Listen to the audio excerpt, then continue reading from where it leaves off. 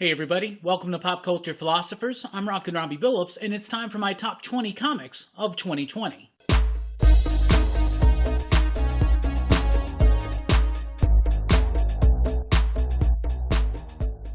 That's right, everybody. Thanks for checking out the video. I am Rockin Robbie Billups, and this is Pop Culture Philosophers, and I'm about to reveal my top 20 comic books of the year. You know, normally I do a top 10, but I figured this year has been so extra sucky, but it's actually had some amazing comic book content. I figured, why the hell not? Let's do a top 20. Let's get right into it.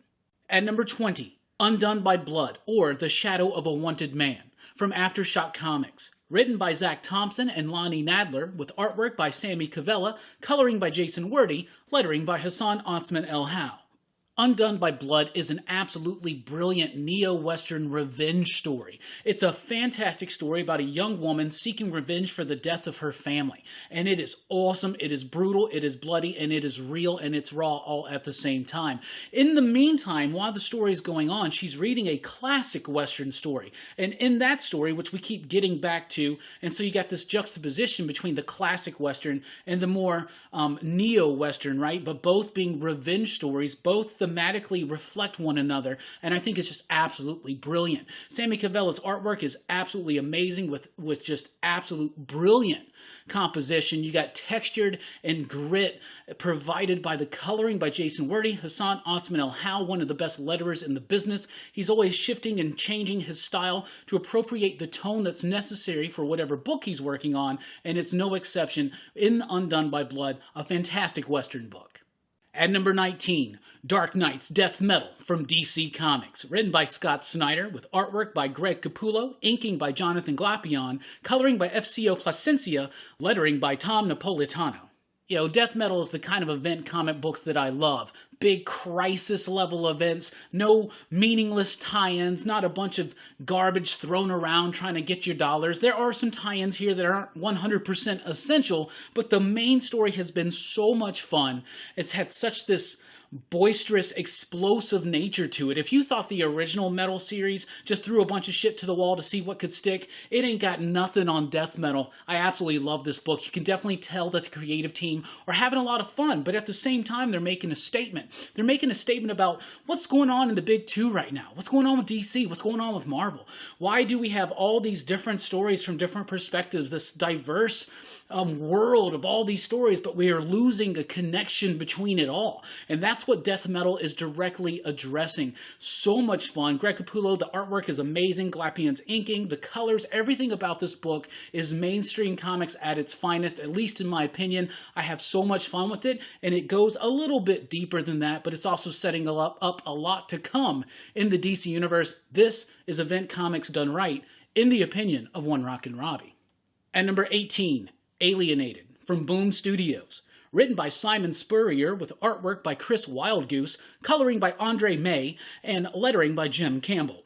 Alienated is quite the resonating book from Simon Spurrier and Chris Wildgoose and company. This is the story of three high schoolers. Each of them feel alienated in some form or fashion, right? And then they wind up actually finding an alien, some kind of alien out in the forest, and it connects them all telepathically. Now these three alienated teenagers are able to have empathy with one another. They're able to speak to one another through just the power of their minds. But more importantly, they're able to feel what the others are feeling. And this, of course, provides tension and conflict, but at the same time, it provides a little bit of connectedness. And that's something that I really think Spurrier and company do well in this book, is talking about how everybody feels alienated. Everybody is the same as far as that goes. We all have things that make us feel apart from others, right? I loved this book. I think it's got two of the most solid single issues of the year, issue number 3 and issue number 4. It's dramatic, it gets dark, it's not afraid to be real, brutally honest with the truth about people, their actions, why they do certain things. The artwork is amazing because this story is about emotion, but the artwork provides such a kinetic charge to the book that it's just flowing with energy. The lettering, the coloring, everything about this is top-notch. Alienated was a masterpiece and definitely worth being on the list this year. At number 17, Daredevil from Marvel Comics, written by Chip Zdarsky with artwork by Marco Cicchetto and others, coloring by Sonny Go and others, and lettering by Clayton Cowles. So Daredevil's been one of Marvel's absolute best books, and it's all because of Chip Zdarsky. His ability to be able to tell modern and fresh stories that still feel rooted in the classic cheesy legacy of the Marvel characters. This is a Daredevil run that really respects everything that's come before, from the Stan Lee days, through the Frank Miller days, into the Bendis, even into the Wade, the Brubaker, everything, the Denny O'Neil, and the Cinti, all of it gets kind of homaged here at times, but still Chip is doing his own thing. When he's joined by the art with Marco Cicchetto, it is absolutely brilliant. He's one of Marvel's best artists right now. The coloring, everything about it is great. Chip and company did such a great job this year of building up the story that has roots in its legacy, but it's doing something different. It's doing something bold, and especially after the last issue, setting and spinning into a new direction that's got a lot of people excited. I think Matt Murdock is just fine under the pen of Chip Zdarsky, and I hope it maintains that for a long, long time.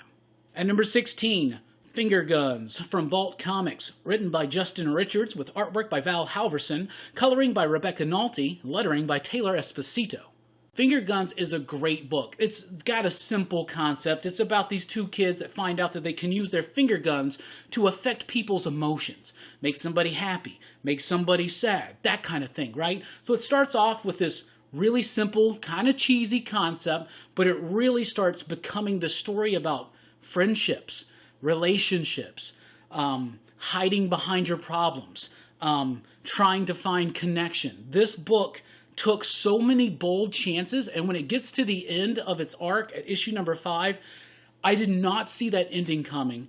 It was an unexpected ending, but it was definitely the ending the story deserved. This was such an amazing book. What could have been just kind of some simple, goofy little romp really became this great study in relationships, in depression, in despair, in connectedness. And I think that was absolutely amazing. Justin Richards gave life to these characters through their dialogue, through their personalities. The artwork is so amazing. Halverson's artwork seems simple, but it's very expressionistic. The characters emote so freely and truly.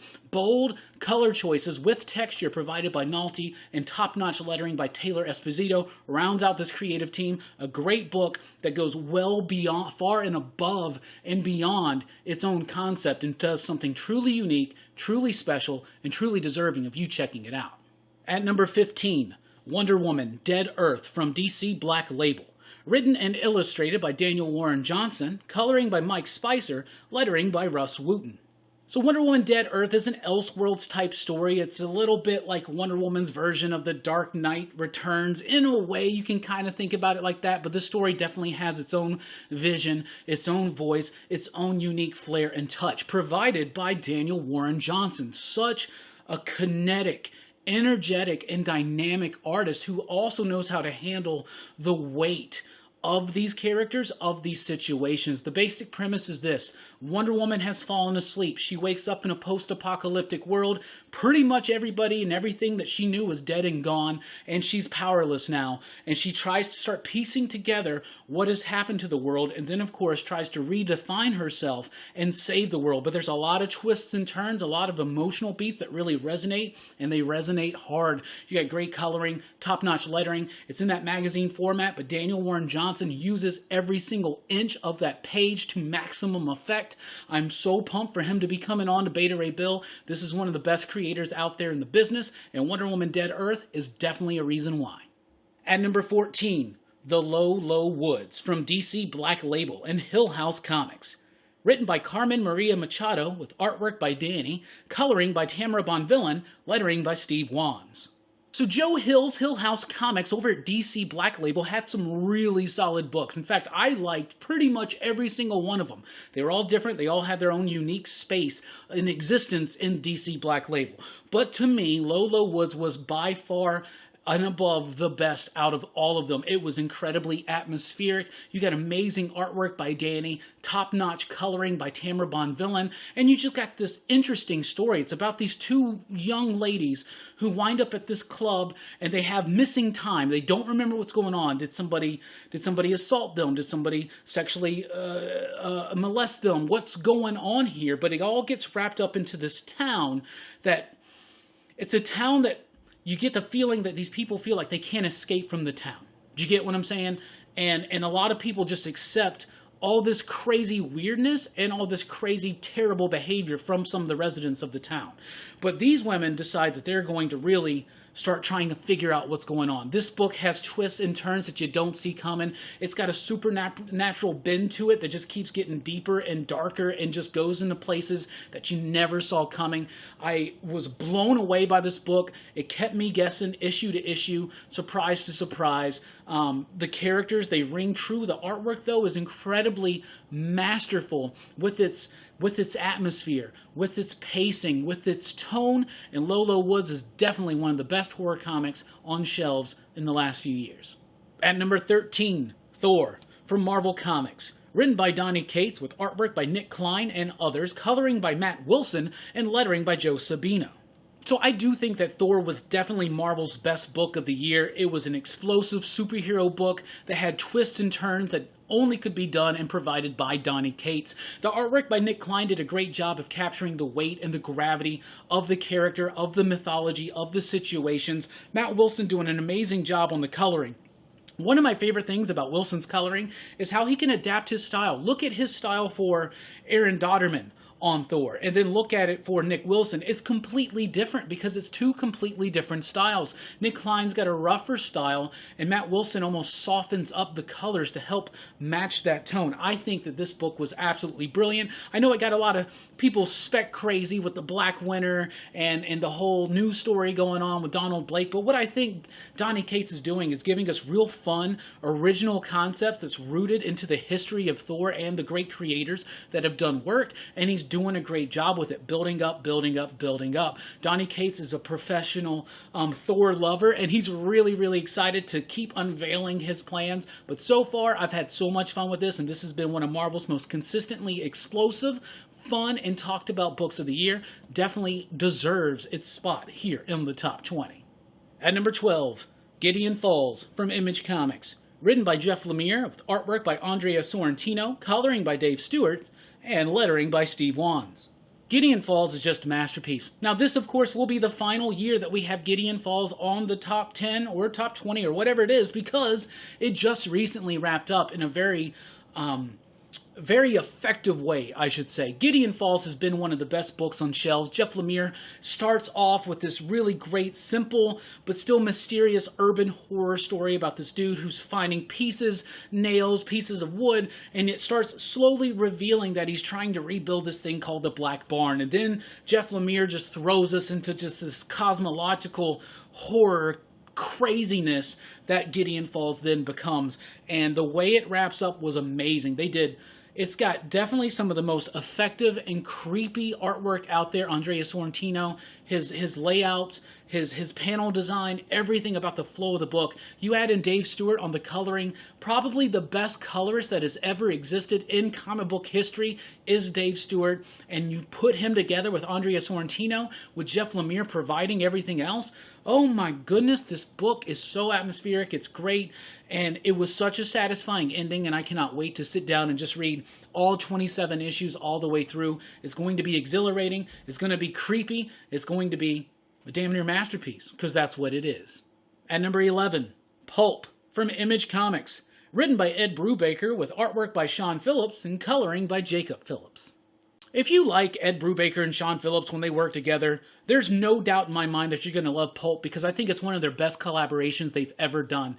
Pulp is a story set during the times, I guess it's around like the Great Depression or something like that, but this dude, he's an old man, and he's trying to make ends meet. His wife's sick, he doesn't have money. What should he do? He can't catch a break. Well, back in the day, he was an outlaw. He was like a literal cowboy outlaw, robbing trains and all this kind of stuff. So now as an old man in a more modern world, he decides, let's go back to this life of crime. And then then it has this great sense of melancholy and foreboding that is only provided so adequately well by Brubaker and Phillips. The artwork is top-notch, the coloring is amazing, but this story is great. And Brubaker and Phillips, they really shine when they work together, but I really think that Pulp is one of the best things they've ever done, and it's one of the best comics of the year. At number 10, we have Red Fork from TKO Studios, written by Alex Packnadel with artwork by Nil Vendrell, coloring by Julia Brusco and Ryan Ferry on the lettering. Red Fork is a fantastic comic book from Alex Packnadel, who was the writer of Giga and Friendo, Arcadia, Turncoat, some of the best sci-fi comics of the last few years. Now he's going full board into horror, and this is a great rural horror story that really explodes in some Cronenberg body horror towards the end of it. It's set in a mining town that's being exploited by this mining company. It deals with opiate addiction, and it relates it all together. This is such a fantastic book, a profound book subtextually. Everything thematically works together, but even on the surface, it's just a great horror story. It's got great character work. The artwork by Vendrell is amazing. This is the artist of Shirtless Bear Fighter, so everything has got the weight to it. Everything is clean and precise. The coloring, everything about this book is top-notch. We're in the top 10 now, so there are no sleepers here. Everything has just got to be on fire. But Red Fork is a fantastic book with a slow build-up, and like I said, when it erupts into this full-blown body horror, it becomes a horror fan's dream, especially because of all the commentary that it's making at the same time. This book was definitely worth your attention. At number 9, Something is Killing the Children from Boom Studios. Written by James Tynion IV with artwork by Werther Dell'Edera, Miguel Muerto on the coloring, and World Design on the lettering. James Tynion is really making a name for himself this year, and Something is Killing the Children is one of the reasons why. This book is amazing. One of the best crafted Tynion comics I've ever seen. I have never known an artist to work with Tynion so well, aside from Werther Dell'Edera. The way Dell'Edera's page layout, the way that he breaks the story down, the way that allows the space for Tynion's mostly verbose scripts. Usually Tynion can be criticized for being an overly verbose writer. That is not the case in Something is Killing the Children, and it's because the artwork is such a perfect match for his scripts. It really gives his dialogue room to breathe, and it's definitely something I love. I think this is Tynion on a next level. Dell'Edera's penciling and artwork is fantastic, and then you add in Miguel Muerto on the coloring, really providing a very creepy atmosphere that at times may feel a bit 80s synth-wavy at times with the color choices, but it really works so well to provide this mood of melancholy, this mood of violence. And when we say Something is Killing the Children, this book is brutal. It doesn't hold anything back. I love this book. It's been one of the best of the years. And there you go. At number 8, Once in Future from Boom Studios. Written by Kieran Gillen with artwork by Dan Mora, coloring by Tamara Bonvillain, lettering by Ed Dukeshire. Once in Future is this really great adventure comic book set into Arthurian lore, right? So it's about King Arthur. What if King Arthur was brought back today? But it turns out that King Arthur wasn't this great noble guy that we all think about in our fairy tales and stories. He was actually kind of a D-bag, a terrible person, a monster, if you will. So now it's about the organization that has to go up against that. It's so much fun. It's like Indiana Jones meets the Mummy. It's got this thrilling sense of adventure. It's got really scary moments. It's just amazing. It's got great characters, like the grandma in this book is probably one of the best new characters of the year, seriously, and the character work that gets done is incredibly sharp. Speaking of sharp, the line work by Dan Moore is some of the year's best. Every line perfectly precise, exactly where it's supposed to be, and Tamara Bonvillain, oh my goodness, to me, Tamara Bonvillain is the colorist of 2020, and it's because of her work in Once in Future, in particular. Bold, striking choices with great contrast. It really help the artwork pop, whether it's a great moody setting, an atmospheric setting, or whether it's a monster with gnarly teeth and dripping everything. You add in Dan Moore's line work, Tamara Bonvillain's coloring. It is just such a great book. Every single issue has this pace to it that's just never stops. It keeps going. It never lulls. It's so great. Once in Future is definitely something that should be on your pull list. If it's not, it's amazing. Check it out. At number 7, Department of Truth from Image Comics, written by James Tynion IV with artwork by Martin Simmons and lettering by Aditya Bidikar. So yeah, Department of Truth only has 4 issues right now. 4, I mean, that's not a lot to really judge it by, but this book is hit so quick, so hard, that it definitely earns a place on the top 20. In fact, a top spot in the top 20. I love this book. It's James Tynion. He's basically crafting the story about what if every conspiracy theory you've ever heard is true. But the reason why they're all true is because the truth in reality is tied into the belief of the people, right? So if most people believe that the earth is flat, guess what happens? The earth literally becomes flat. And so Department of Truth is about the U.S. government organization that is trying to figure out what's supposed to be real, what's supposed to be fake, and how to combat all of that. So it's a great exploration on the danger of conspiracy theories and the danger of false information leaking into widespread consensus, the consensus of reality and all that. So I think it's fantastic. Martin Simmons, oh my goodness. I love it when an artist can switch and shift their style and do what's appropriate for the story. If you look at Martin Simmons, who was the writer on Friendo, that book felt very fake and plastic, right? Because the book was supposed to feel that way. And then you read something like Department of Truth, where it's filled with grit, true terror, dirt. It feels so raw. It's like a Bill Sienkiewicz, a Dave McKean, and it's a completely different style than something like Friendo, or even something like London Calling, Punk's Not Dead, right? Really, really impressed with what Martin Simmons is doing here. And Aditya Bidikar, who I have ranted and raved about for years now on the channel, he is literally the best letterer in the business. And Department of Truth will exactly show you why, because I think this is his best work. His lettering becomes part of the artwork. And there's nobody letters books like Bidikar does. And this one in particular is a style that you don't see, but it's so perfect. This is a dark book. It gets twisted. It's gone deep. It's tackled tough subjects when it's done it in a very fun and resonating way. We were talking about how Tynion can be a little overly verbose at times. That is the case here. A lot of exposition in 4 issues so far, but the way that the artwork flows it through, it is masterful. This book is top-notch and one of the best new books of the year. At number 6, Lonely Receiver from Aftershock Comics, written by Zach Thompson with artwork by Jen Hickman, lettering by Simon Bolin. Lonely Receiver is weird, surreal, cerebral, and crazy, and wild, and unnerving. Sounds like the kind of book that Rockin Robbie really, really loves. I love this book. This is a deep, dark, and real, true, honest look at relationships, at a breakup, about the crazy, insane thoughts you can have after a breakup. It's also about codependency. It's also about our relationship to technology and how that is now replacing our relationships with people. So the basic simple premise is this. It's about a woman who has a phone. Her phone, you can now, in this weird cerebral, surreal future, you can turn your phone into your soulmate, right? But what happens when your soulmate that you've created through an app, right, through a piece of technology, decides it's not good enough and you leave, and they leave. And now you're dealing with the breakup situation, and you deal with all the craziness that wraps itself around that. So, wow, a fantastic book that's really taking a tough look at relationships, whether it's with people or whether it's with technology, and in fact, how that technological relationship is almost replacing our true romantic relationships and just friendships and whatnot, right? Because it's like we almost speak solely to our loved ones through these technological devices or whatnot. Anyway, Jen Hickman, oh my goodness, their artwork is amazing. Like I said, I love an artist that can switch their style to really appropriate the tone necessary for each book. This is something that Hickman does flawlessly, whether it's Test, Moth and Whisper, and now here into Lonely Receiver. This book is challenging.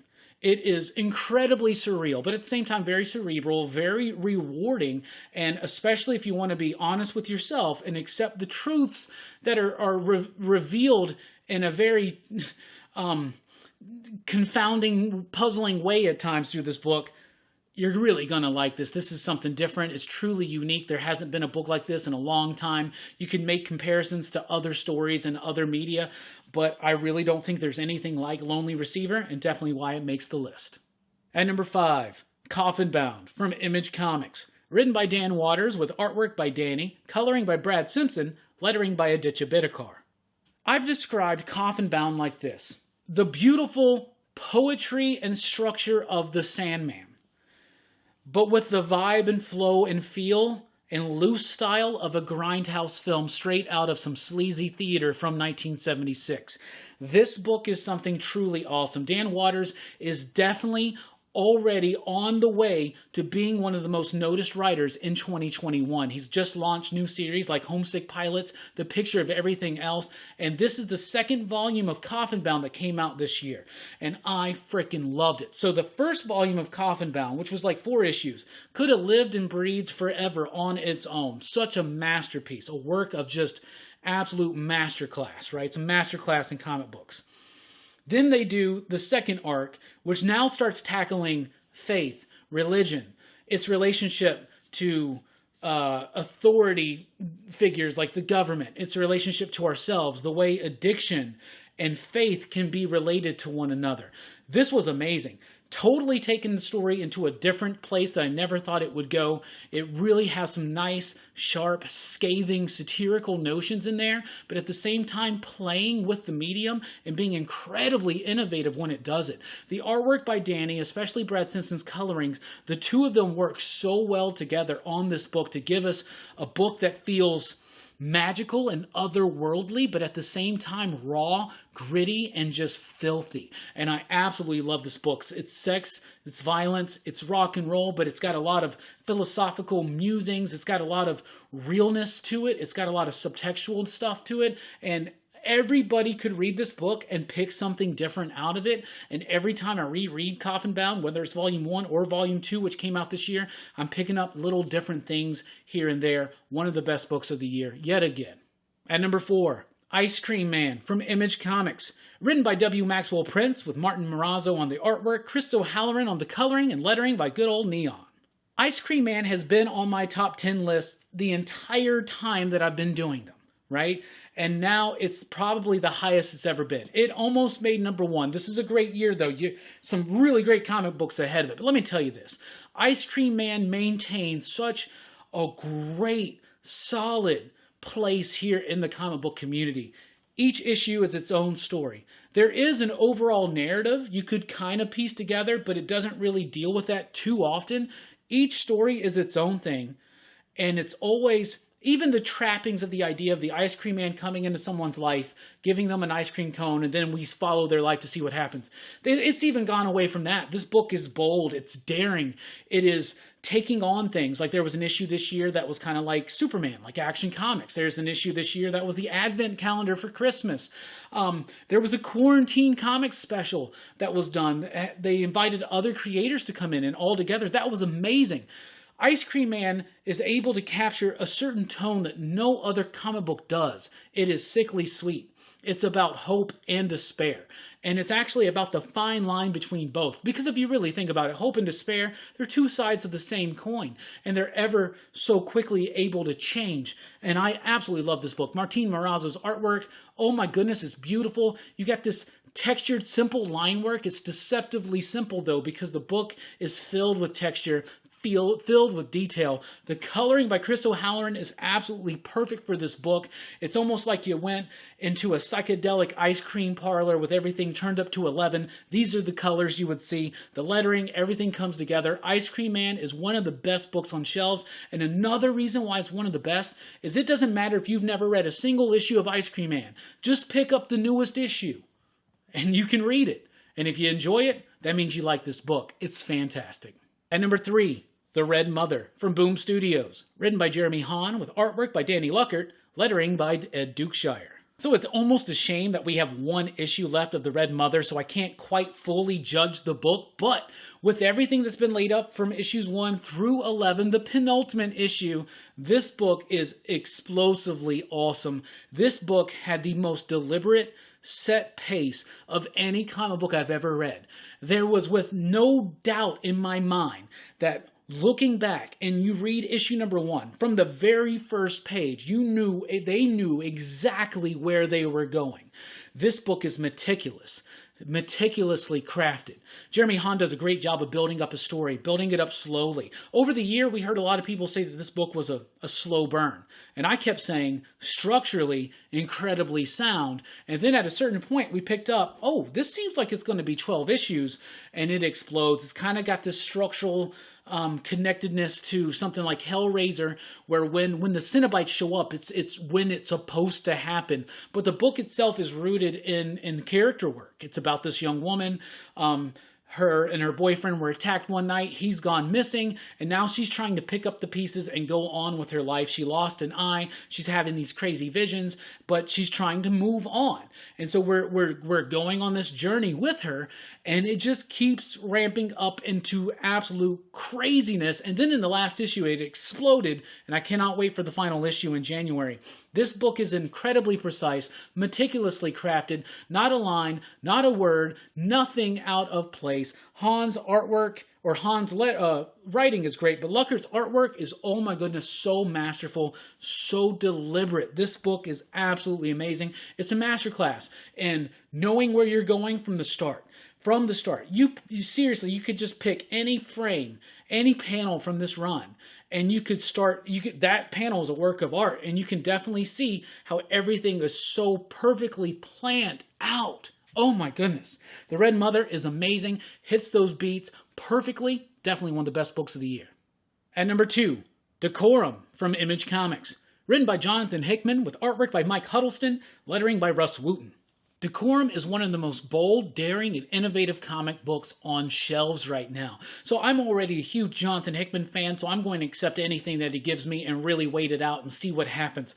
We've gotten, 5 or 6 issues of Decorum this year? So amazing, and it took all that time to actually get all these different elements to come together to make sense of how it all connects as one story. But knowing Hickman, I knew it was going to get to that point. Decorum is an amazing example of world building. Now, Jonathan Hickman does that. He has his charts, he has his graphs, he has his maps, he has all of that stuff. But all of it's really meaningless if the characters are not there, if the concept is not there. The concept was there from the beginning. The characters were there from the beginning. It took a while to bring it together. Now, to have the faith in your project like that, like Hickman and Huddleston and company do for this project, that's bearing. That's bold and daring. It's really great stuff. Innovation comes from the artwork. Because Hickman's doing what Hickman's done before. But what Mike Huddleston is doing is what nobody else has ever done before. Loosening up his style, freeing it up, switching and changing styles completely from scene to scene. Changing up the colors, changing up the line work. From scene to scene, page to page. Some things look amazingly well like just beautiful, luscious, with brilliant, full-colored paintings. Others are very minimalist and bare bones and scratchy, but it all seems to reflect the motion, the movement, the impact of each scene, of each page. Mike Huddleston, Artist of the Year, and it's because of the work in Decorum. This book is amazing. It took a while for it to really start coming together, but those Hickman heads like me, we knew it was going to come together. We just enjoy the ride. But like I said, when you throw in Mike Huddleston doing seriously some of the most innovative artwork in years in the comic book industry, it's definitely one of the best books of the year, if not the best. Unfortunately, we don't know how it ends. So I put it at number 2, but Decorum is a very strong number 2. And at number 1, Blue and Green from Image Comics. Written by Ram V with artwork by Anand R.K., coloring by John Pearson, and Aditya Bidikar on the lettering.